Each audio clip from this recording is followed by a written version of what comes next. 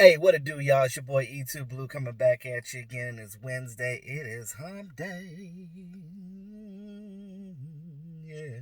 It's hump day, baby. Take it how you want it, but it's hump day. So, now y'all know I'm a fool. But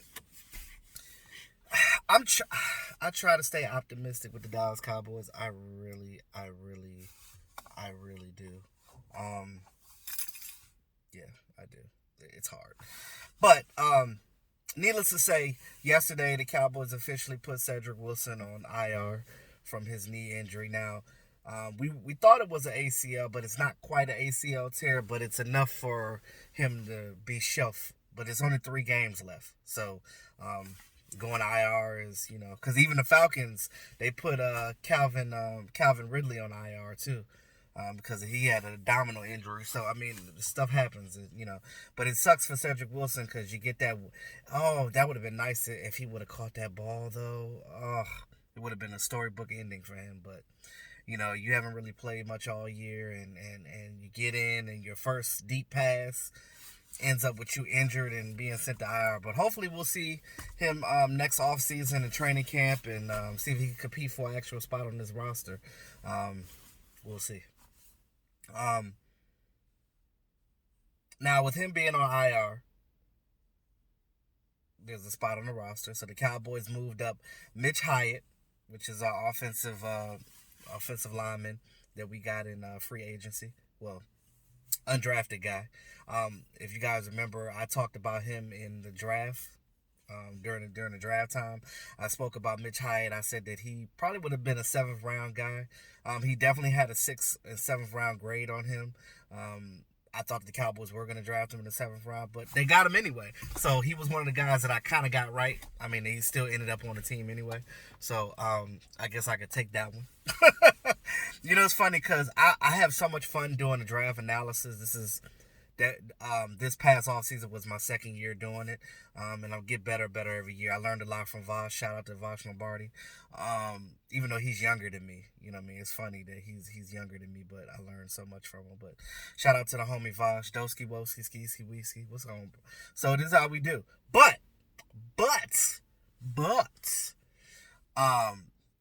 this season coming up for the draft is going to be cool too because it's going to be in Las Vegas. Hopefully I get a chance to get there. But that draft is going to be epic. So, because it's going to be some good quarterbacks coming out this year. The defensive linemen, they'll be in the front half of the draft. But throughout the draft, it's so many DBs. So, in the next draft, the Cowboys have their picks. And also, too, the salary cap goes up about $8 million. So that's going to give the Cowboys some cushion. I think they still have like $21 million left over that they didn't use from this year. And they're still getting their money for this offseason as well. From old contracts and guys that they missed. So the Cowboys are going to have enough money to do what they need to do. They just got to do it right. Now, like I said, so Mitch Hyatt got pulled up from the practice squad. He's on the roster now. I think we have like 4 tackles on the active roster now. So we got plenty of offensive linemen right now. It's just our defensive line ain't doing what they need to be doing, but it is what it is. Now, with that open roster spot on the practice squad, the Cowboys signed Cyril Grayson, and you probably don't even know who the hell that is. A lot of people didn't. He is a former track star from LSU. So, funny story behind him. He played in high school. He didn't play for LSU. He was a track star at LSU. Like I said, he ran a 4.33.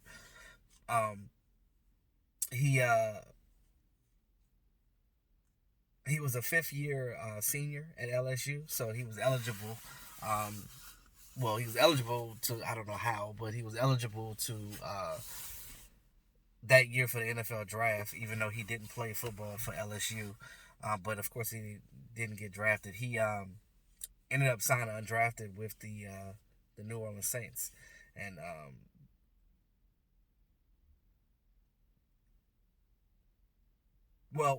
so let me go back. So when he was in college, he was a 7-time All-American, 4-time NCAA champ. I mean, just in track, I mean, he was just super fast. You're talking about 4.3 speed. Now, this is what the NFL looks for, especially for guys to be like receivers or tight ends or running backs, like skill position guys. Um, sorry, not the Saints. He was in training camp with the Saints. I apologize for that. I'm still a little tired. Um, he was in training camp this past offseason with the Saints, and they cut him at the final 53 because again they got a lot of weapons over there with the Saints. So he was just another fast guy. Now, but he did get signed a 3-year contract when he first came out of school with the Seattle Seahawks, and I think he was on their practice squad. He played a couple of games here and there, but he really hasn't had a lot on his NFL resume, so he's still got fresh legs. Now, good enough for the practice squad, I would say. Now, is he good enough to be on a 53-man? Not right now. And I think, like I said, with all the stuff going on with this team, I think he'd be definitely a future signing for next year. But right now, he's just going to be on the practice squad for the rest of these 3 games. And if we do go to the postseason. Now, to talk about speedsters and fast guys. Now, we talk about this all the time. Now, the Cowboys have Cedrick Wilson. He's a fast guy. They have Devin Smith, which is also a fast guy out of Ohio State. Now, you look at these guys, right, and they barely ever use these guys. They're either on a practice squad or they're inactive on a 53-man. You got Tavon Austin, which is a speedster. He's always been that. He's a special teams guy, punt returner, kick returner, and you can do some things with him on offense. You can do a lot of things with him on offense if you're creative, if you work hard enough. Because Tavon Austin can catch the ball. He's a really good receiver. I don't understand why they don't utilize him more. Like I told you guys before, it's like having a Porsche in your driveway and never driving it. It's just for looks. Now, they talked all this crap about when they got him and they traded him from the Rams and they got him. Because I remember when it happened, we were at the draft the year that the Cowboys hosted it. And we were there and we were doing draft coverage. And the news broke that happened and they traded for him and then they got rid of the Switzer kid and he ended up going to Pittsburgh. And again, he's doing all right with them. But this is the thing. Like, we always talk about how much we want speedsters and things of that nature, but then we don't utilize them. We don't do anything with them. What has Tavon done since he's got here? He's had a couple of nice plays here and there, like in that Giants game, that long touchdown pass and things of that nature. And that was a seam route. A post route. So, this is the thing. What? I actually like Tavon Austin. I think that they need to incorporate him more. I just don't understand why Linehan is gone and we're still doing lame duck things. Doesn't make sense. But I'll talk more about that in another video I'll do later. But because I'm probably gonna get in on that video. So, but I just feel like why get speedsters on your team if you don't do anything with them? It just doesn't make sense to me. But nothing about this team right now makes sense to me. I just thought that I'd try to, look, nobody's right. We don't work. None of us work for the organization. We're not inside those walls. We don't know what's going on behind closed doors. But us as YouTubers and vloggers, we just pretty much we take the best honest, unbiased, I guess you could say smart assumption that you can make about the team, because as somebody that follows this Cowboy team to the T and in tune on what they do every day, it's crazy, because I try to make sure that you guys understand what the real situation is, not stuff that you hear outside of the organization. Those guys are not fans. They just get paid to talk crap. So that's what it is. Now, I don't know. We'll see. But they're just making moves right now because guys are injured. So what can you do?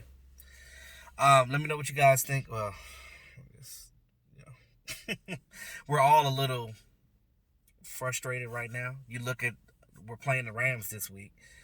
The Eagles, I should say the Giants didn't help you, because they let the Eagles beat them. So now the Eagles' record is tied with yours.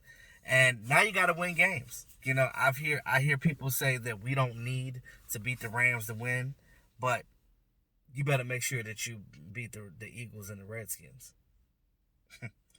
And I know that might sound easy, but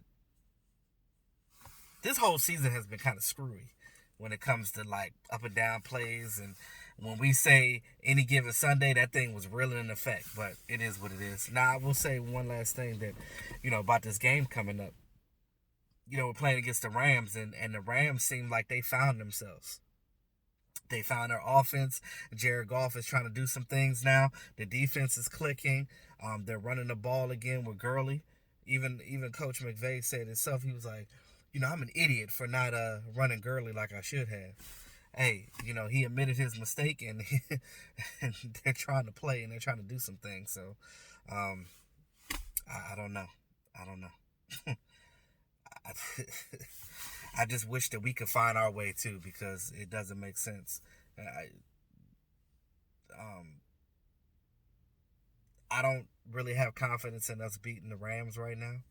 Normally I would, but if it's anything like that playoff game last year, that left a nasty taste in my mouth. And at this point, I don't know what magic button we're gonna press that's gonna fix things, but it all comes down to heart. It all comes down to confidence. And it all comes down with the will to win. And if you don't have those things, you're never going to win in this league. And that's just how it goes. So hopefully they can find that. Eat it up. Mix it up. Do what they need to do to survive. Because at the end of the day, guys, I'm always going to be a fan regardless. I'm not going to jump ship, because that's not what a real fan does. They don't just jump ship and just roll out when times get tough. You're there through thick and thin, and that's what I'm going to be.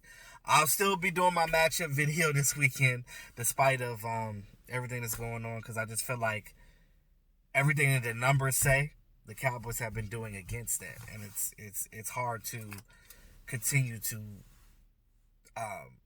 expect them to win when they haven't. And that's the hardest thing. That's the hardest pill to swallow.